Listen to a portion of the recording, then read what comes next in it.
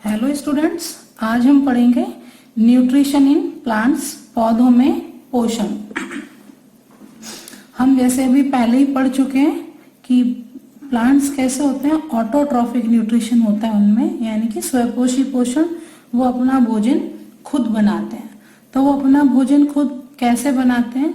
तो एक प्रोसेस है जिसको हम बोलते हैं फोटोसिंथेसिस, प्रकाश संश्लेषण। तो हम ये पहले भी अपनी छोटी क्लासेस में पढ़ चुके हैं कि पेड़ पौधे सूर्य की उपस्थिति में अपना भोजन खुद बनाते हैं।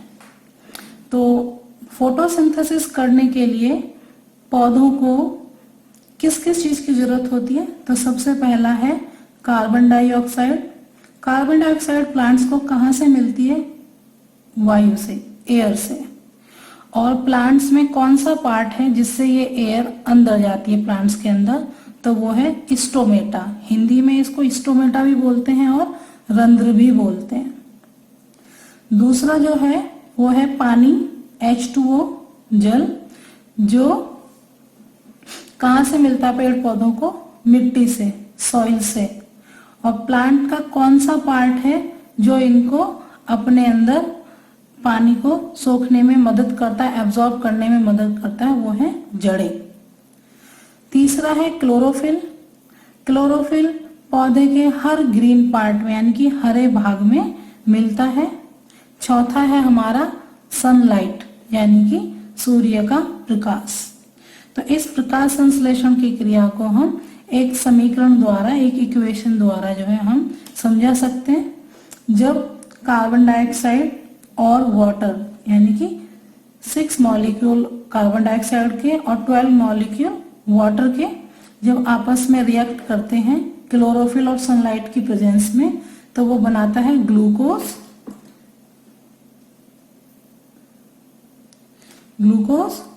ऑक्सीजन और वाटर।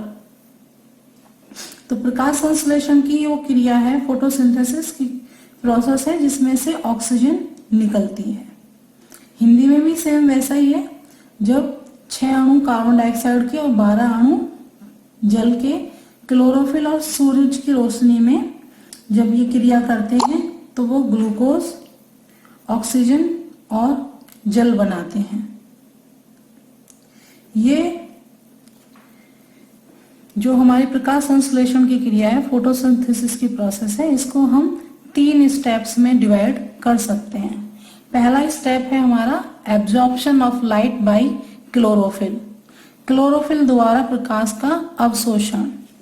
क्लोरोफिल का काम क्या होता है? क्लोरोफिल जब सूरज की रोशनी आती है तो उसको अपने अंदर एब्जॉर्ब कर लेता है, अपने अंदर उसको अवशोषण कर लेता है। फिर दूसरी जो स्टेप है वो है प्रकाश ऊर्जा का रासायनिक ऊर्जा में बदलना। यही जो लाइट किसने, क्लोरोफिल ने एब्जॉर्ब की थी, जो हमारी लाइट, उसको वो किस में चेंज कर देता है? रासायनिक ऊर्जा में, यानी कि conversion of light energy into chemical energy. तो लाइट एनर्जी जो थी हमारी, जो सनलाइट थी, वो किस में चेंज हो गई? केमिकल एनर्जी में, या कह सकते हो रासायनिक ऊर्जा में वो चेंज हो गई। और इसी में ही दूसरे स्टेप में जो ये केमिकल एनर्जी है, रासायनिक ऊर्जा, वो वाटर के मॉलिक्यूल को हाइड्रोजन और ऑक्सीजन में तोड़ देती है। जब वो वाटर इस लाइट को एब्जॉर्ब करता है, इस केमिकल एनर्जी को, तो वो वाटर के मॉलिक्यूल को हाइड्रोजन और ऑक्सीजन में तोड़ देती है।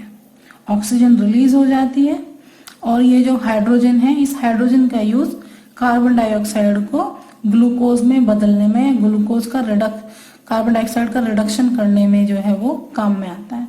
तो इस हाइड्रोजन के साथ कार्बन डाइऑक्साइड मिलकर के ग्लूकोज में बदल जाती है या ग्लूकोज में रिड्यूस हो जाती है। तो इस तरह से हमारा जो फोटोसिंथेसिस है उसके 3 स्टेप्स हैं जो कि तुम लोगों को याद होने चाहिए। अभी हमने यहाँ पर एक वर्ड लिया, स्टोमेटा। स्टोमेटा क्या है? तो इसके बारे में भी हम पढ़ते हैं। What is stomata? यह रंध्र किसे कहते हैं?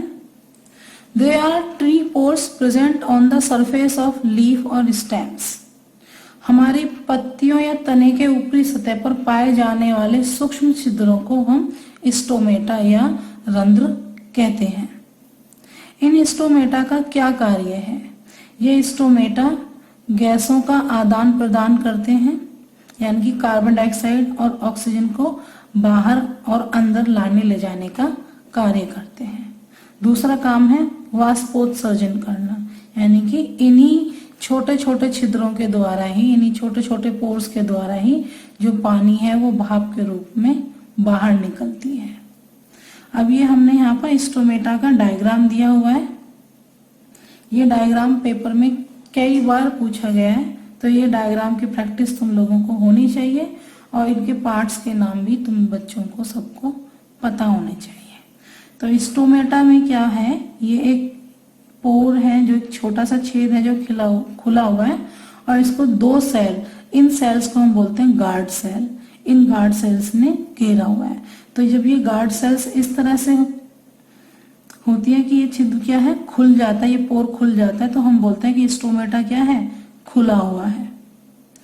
ये जो छोटे छोटे से डॉट दिखाए हुए हैं ये क्लोरोप्लास्ट है और ये खुला हुआ है। तो इसको हम क्या बोलते हैं, ये जो बीन, किडनी या फिर राजमा की शेप की जो ये कोशिकाएं हैं, सेल हैं, इनको हम बोलते हैं गार्ड सेल या रक्षी कोशिका। जब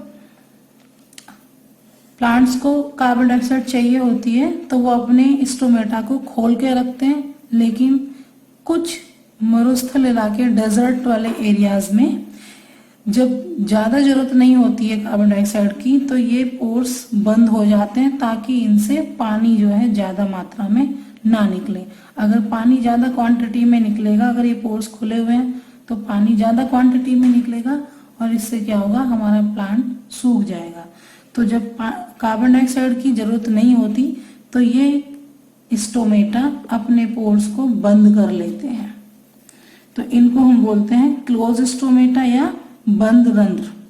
तो ये सेम वही स्ट्रक्चर है, ये रक्षी कोशिकाएं हैं, इसमें जो डॉट डॉट की स्ट्रक्चर दिख रही है ये क्लोरोप्लास्ट है।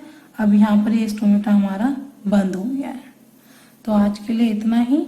कल हम पढ़ेंगे अमीबा में पोषण, nutrition in amoeba and nutrition in human being. Okay, thank you.